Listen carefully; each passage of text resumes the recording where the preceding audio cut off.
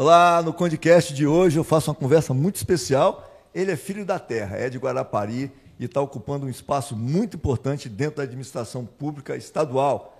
Deputado estadual, secretário de saúde, Thiago Hoffmann. Chega para cá, Thiago. Obrigado pela sua presença. Vamos sentar aqui, vamos conversar, que tem muito assunto para a gente falar. Thiago já está aqui, ó, na tela, está fazendo um monte de coisa interessante na área de saúde. E, Thiago, como é que você entrou nesse negócio? Obrigado por você estar aqui.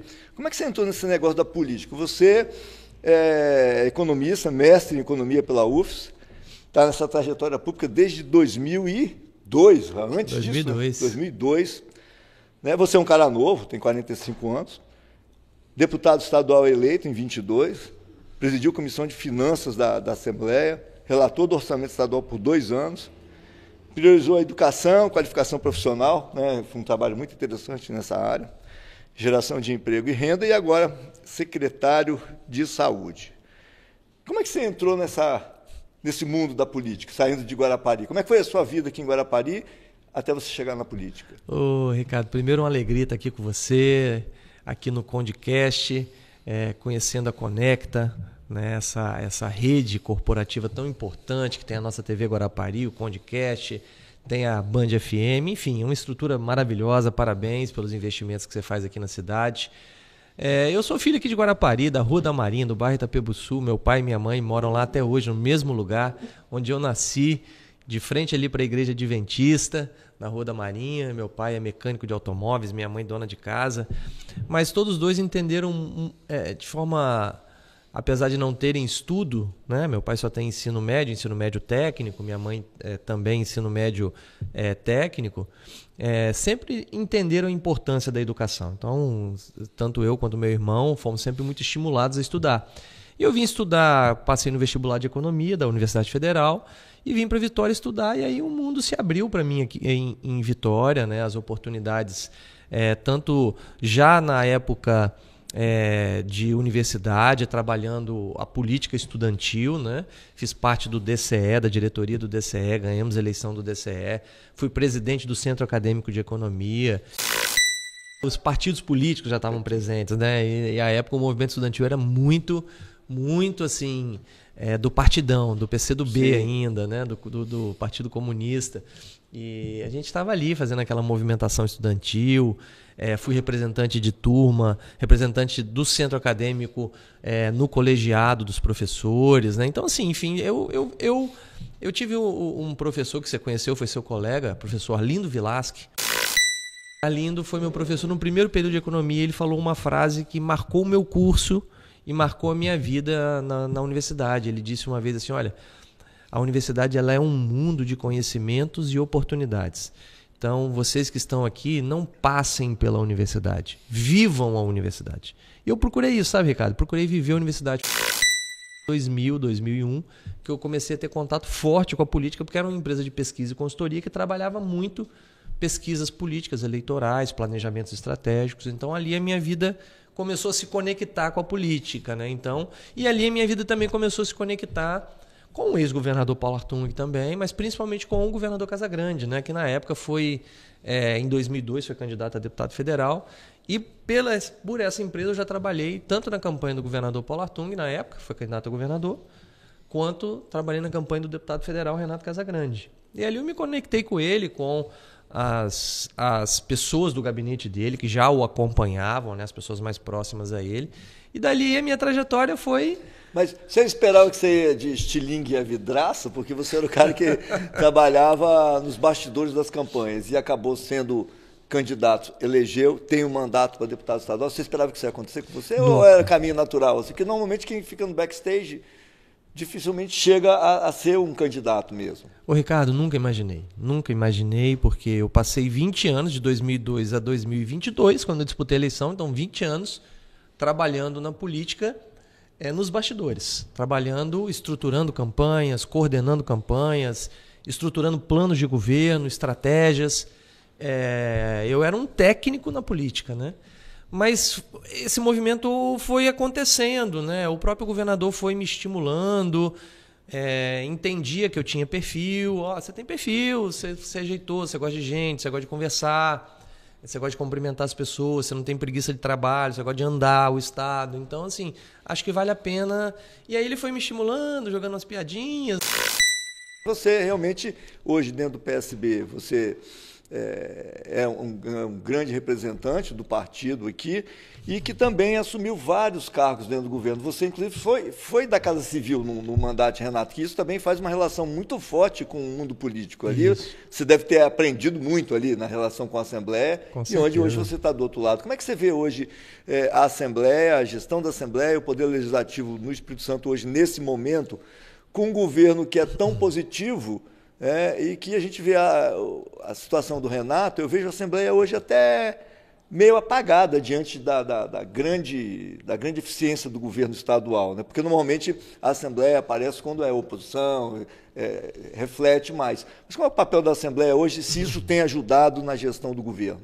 Essa gestão de sucesso do governo? Eu acho, Ricardo, que é importante a gente frisar que nós estamos participando de um momento de Espírito Santo que nos livros de história daqui a pouco vai ser visto como um recorte de uma era, né? É uma era de 2 governadores que se revezaram no poder, cada um com 3 mandatos, né? Paulo Artung com 3 mandatos, agora Renato indo para a reta final do seu 3º mandato. Então são 24 anos de 2 governadores que se revezaram no poder e que mudaram a história do Espírito Santo. Esse momento de virada de página foi muito importante. Foi muito importante. Agora, mesmo olhando esses 2 governadores, né, quando você olha e compara os 2 governos, do ponto de vista de entregas, aí não dá para comparar.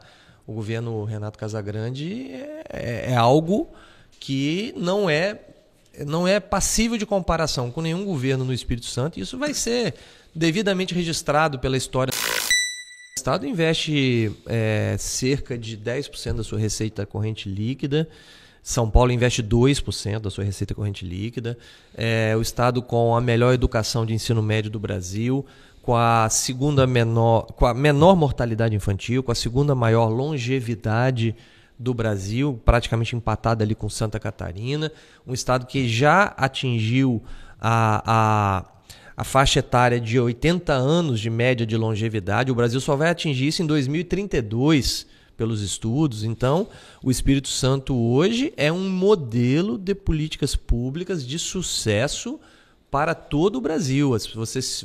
Eu viajo, né, como secretário, viajei como deputado, e você chega nos lugares e as pessoas perguntam: o que vocês estão fazendo lá? Qual é a mágica? E aí você começou a falar da Assembleia e depois a gente não continuou, mas a Assembleia tem um papel fundamental nisso. A Assembleia é um poder, e qualquer poder, quando ele se desequilibra, ele tem potencial para desequilibrar a política, e quando a política se desequilibra, você desequilibra tudo.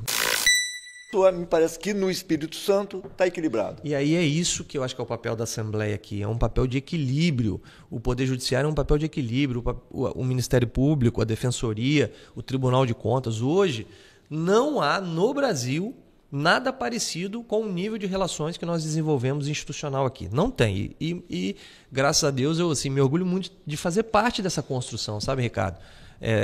Junto com o nosso governador, mas fazer parte dessa construção que tornou o Espírito Santo um case único de sucesso, onde você tem relações republicanas, respeitosas, nenhum poder perde a sua autonomia, nenhum poder perde a sua força. Veja que o Ministério Público vira e mexe, tem uma ação civil pública contra o Estado, na Secretaria de Saúde isso é muito comum. O Poder Judiciário, de vez em quando, vai lá, o secretário de Saúde tem 48 horas para internar tal paciente, se não internar, pena de multa ou pena de prisão para o secretário, normal. E a gente tem que respeitar isso, é o papel do Poder Judiciário.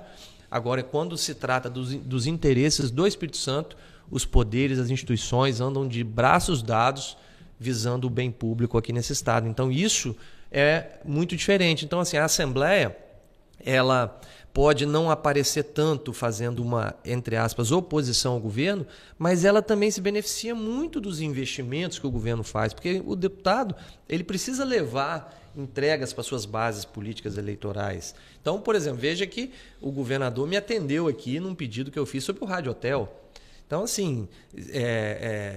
eu não apareço criticando o governo. Critico quando tem que criticar em pontos como deputado, né?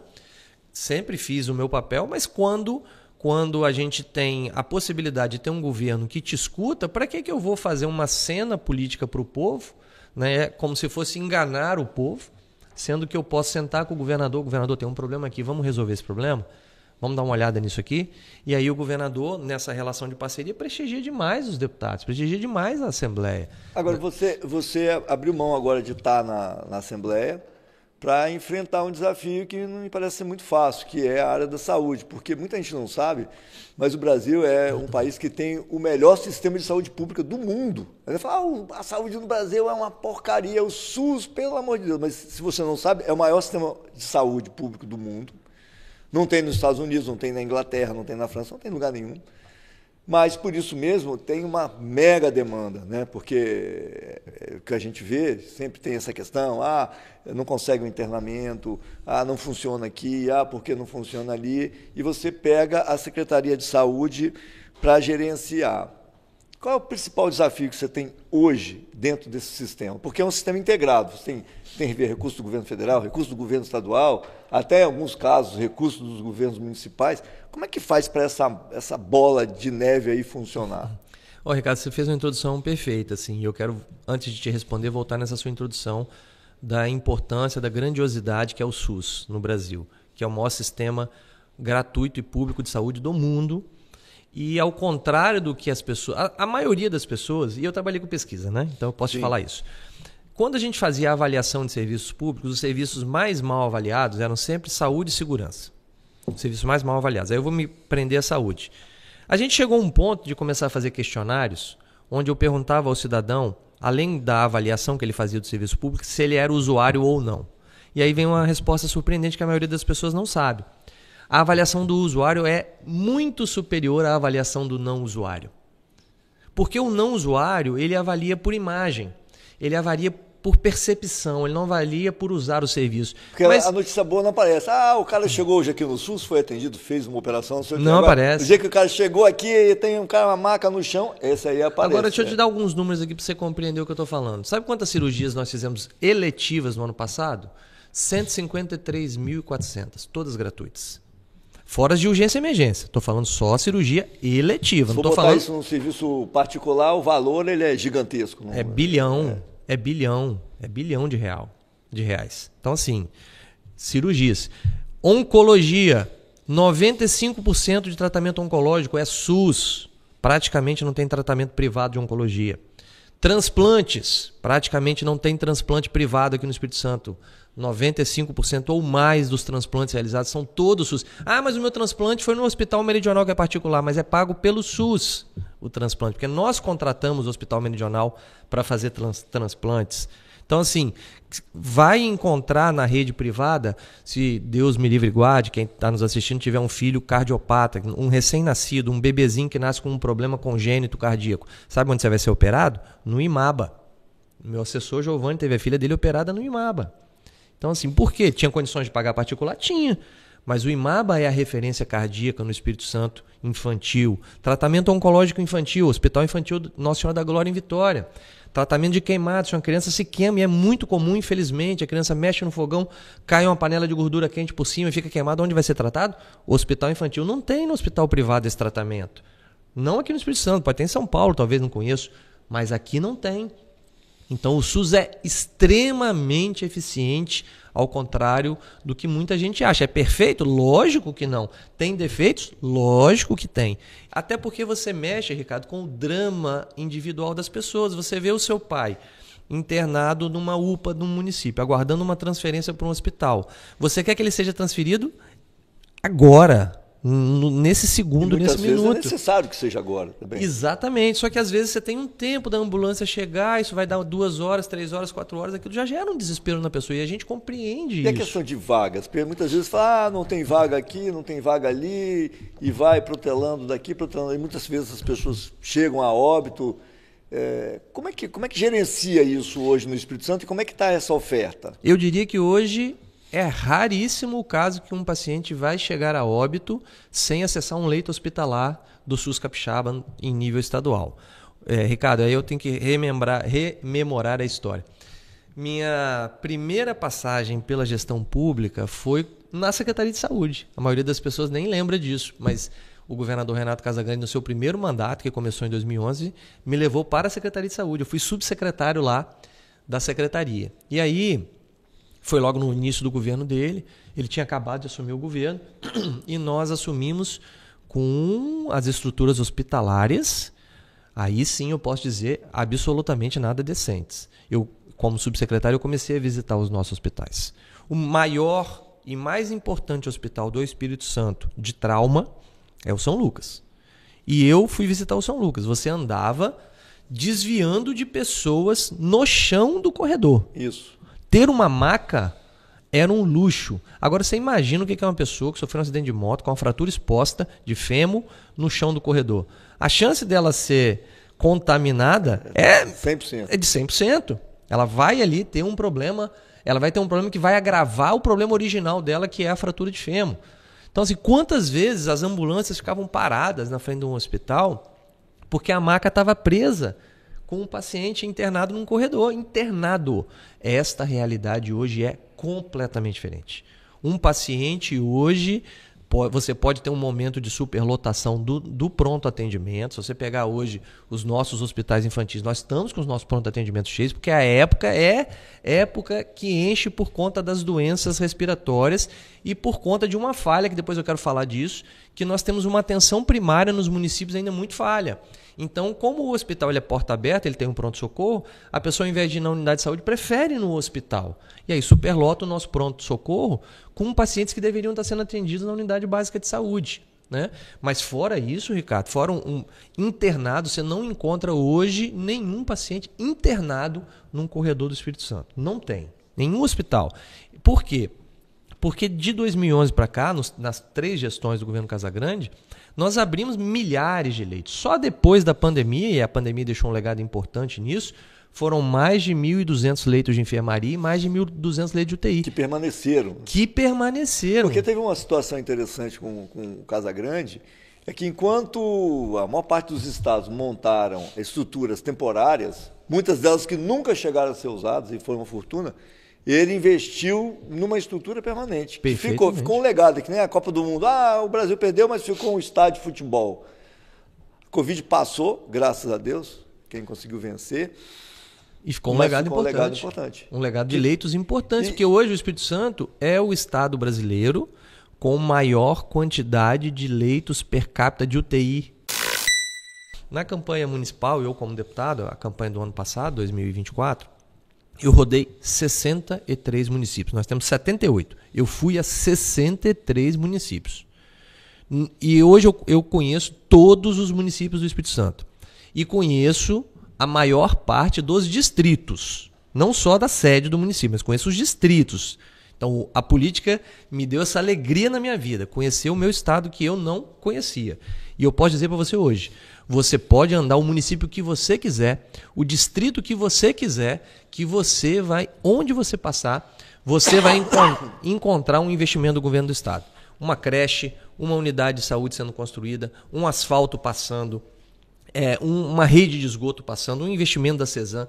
Por onde você passar, vai ter um investimento do governo do estado. E as pessoas não sabem. Enquanto a gente está conversando aqui, Ricardo, nós estamos nesse exato momento construindo 108 novas unidades de saúde para reforçar a atenção básica nos municípios. Enquanto a gente está conversando aqui, nós estamos construindo 1.000 novos leitos hospitalares. Nós estamos com os 2 maiores hospitais do estado do Espírito Santo em construção para entregar até o ano que vem, no fim do mandato do governador, que é o Hospital Geral de Cariacica, que vai ser o nosso maior hospital, e o Roberto Silvares, em São Mateus, que vai ser nosso 2º maior hospital. O Jaime, que hoje é o nosso primeiro, vai ser o 3º hospital.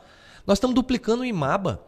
O IMABA, que é o nosso hospital infantil de Vila Velha, vai ser o maior hospital infantil da América Latina, aqui no Espírito Santo. O maior hospital infantil da América Latina. Referência em cardiologia e diversas outras especialidades complexas. Agora, você falou de hospital, a gente entra aqui na história de Guarapari. Agora eu vou ter a oportunidade de explicar por que a gente chama de hospital de porta aberta ou hospital de porta fechada. E aqui nós temos um hospital de porta fechada. E o ideal é que todos os hospitais sejam de porta fechada. Por quê? Eu estava falando do IMABA, certo? Por que o pronto atendimento do IMABA está lotado de crianças que estão lá? Porque o pai que está com a criança com uma febre leva para o IMABA. Só que ele faz a classificação de risco, ele é pulseirinha verde. Nossos hospitais hoje todos fazem classificação de risco. Todos. Então, você chega no hospital da Unimed, vai ser a mesma coisa. Faz classificação de risco. 80% agora, se você for lá no IMABA, 80% eu estou exagerando um pouco, mas 70% de quem está lá, das crianças que estão lá, não deveriam estar lá. Porque não é para ocupar um leito de um hospital de alta complexidade com uma criança que está com uma gripe, com uma febrezinha de uma gripe. Essa criança precisa estar hidratada, tomando soro e, no máximo, com um antibiótico venal que ele pode fazer na unidade de saúde. Então você, quando tem um hospital de porta aberta, que a gente chama que qualquer pessoa entra quando chega, você bagunça, entre aspas, o hospital. Ele deixa de ser perfilizado. Então a lógica precisa ser, esse paciente tem uma porta de entrada do município, no caso uma UPA, e de lá ele é referenciado. E quando os hospitais do Espírito Santo hoje estão todos perfilizados. E aí, você falou assim, mas se o cara estiver morrendo, ele vai para o SAMU. E nós temos SAMU hoje nos 78 municípios. Então você não, Deus me livre e guarde, tá, Ricardo? Alguém infartou aqui em Guarapari. Pô, para com isso. Aí alguém infartou. O que você vai fazer? 192. SAMU, todo mundo tem o telefone do SAMU. Falta comunicação, então. Aí você ligou pro SAMU. O SAMU tem porta aberta no hospital. Se você tiver infartado, ele não vai te levar na UPA. Se você tiver infartado, ele vai levar você direto pro hospital, que é referência cardíaca. É importante falar como o IFA, como o nosso hospital aqui está funcionando, né?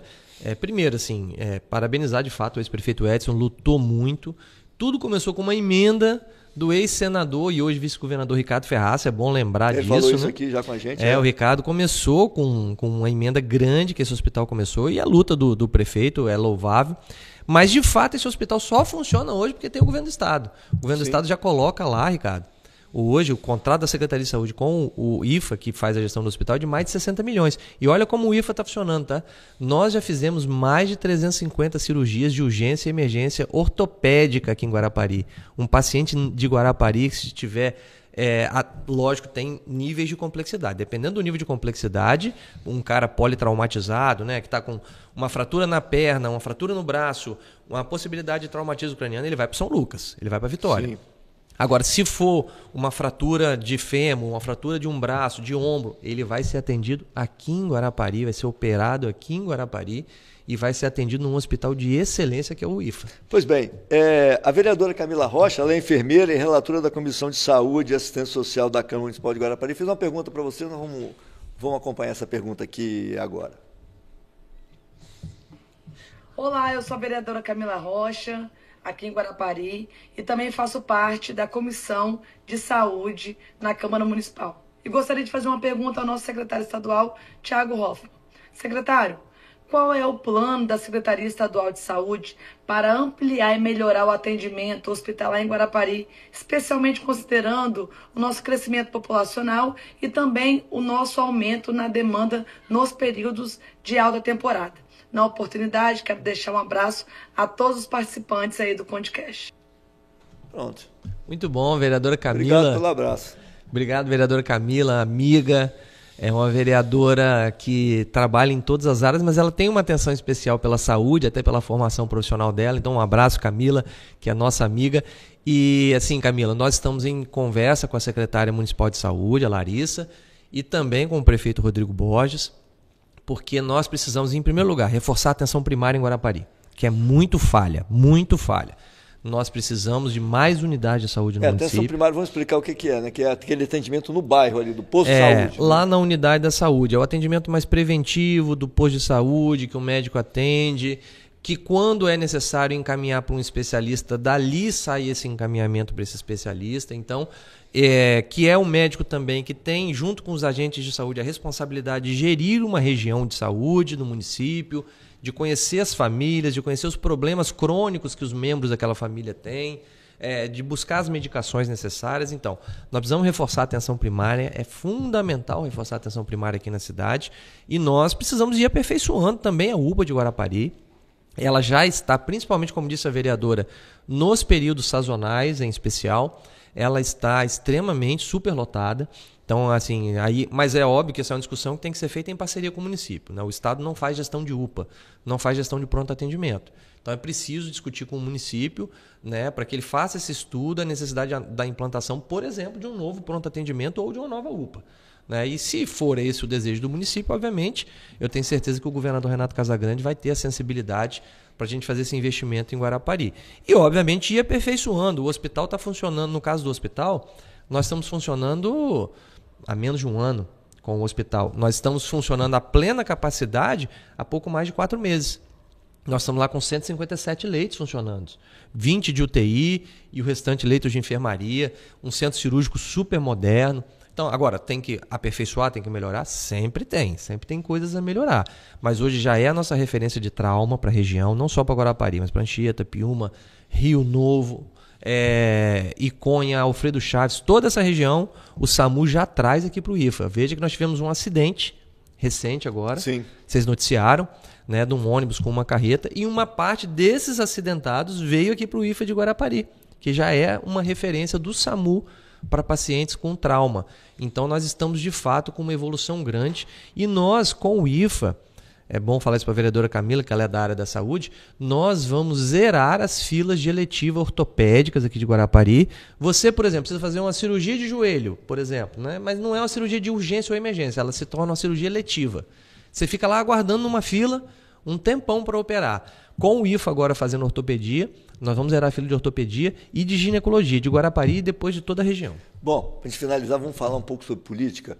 Nós estamos aí às vésperas da eleição, né? Porque o eleitor, ele acha que a eleição só começa quando falta uma semana para decidir o voto, né? Mas no mundo político ela começa bem antes e o processo já foi deflagrado.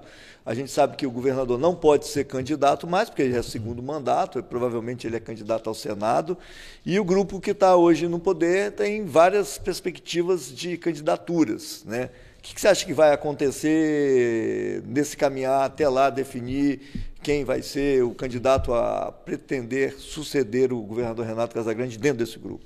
Olha, Ricardo, de fato a política já está fervendo, né? Porque, como você falou, é como se fosse um iceberg, né? Da ponta para cima, que é o que todo mundo vê, é o que as pessoas vão ver ano que vem, a partir de julho, agosto. Mas para baixo da linha d'água, que é o que as pessoas não veem, que é 80%, as articulações estão acontecendo, né? Mas eu tenho uma convicção e eu tenho uma esperança, né?